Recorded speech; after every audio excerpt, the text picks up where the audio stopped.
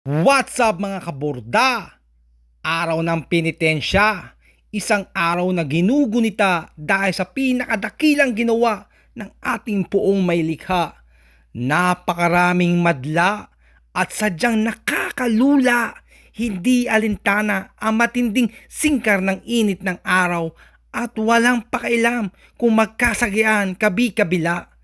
Ang mahalaga ay makaakyat at makababa at makahingi ng kapatawaran kahit sa pamamagitan ng pagtirik ng kandila.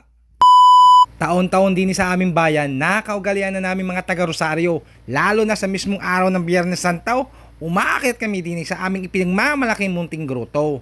Bale, sinimulan ko ng pasado alas 4 at bago akong nakapanhik pinitikan ko muna rin yung mga asa paligid ko. Kakatuwa lang ang mga tao, kahit anong hirap ng buhay ay kanya-kanyang diskarte at ang kakatuwa pa din ay nagmistula akong bata at bigla kong naalala aring kotong kende at aring nauusong panlagay sa ulo aring munting bibe. Kaso hindi ko binili. Tapos nasimpot ko din kay ate sa tabi. Biglang iniabot ang sangkatutak na agimat. Kakoy sa kana ate at ako naman huy hindi pa alamat. Ay sauce? Ay di rin na nga nangyari. ID gapang pero akin namang nakayanan.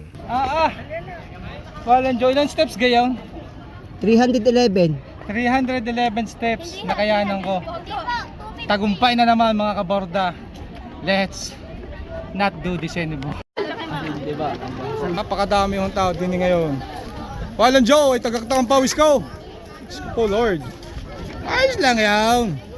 Ang gusto ko tagaktakan ng pawis. Baby kalma. Kalma!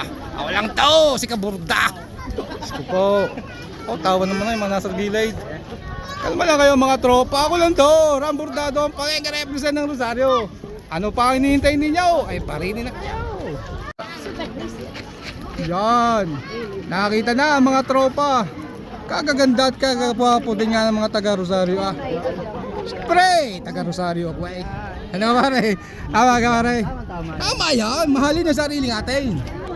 10 to 6 in the afternoon. Ang ganda ng view din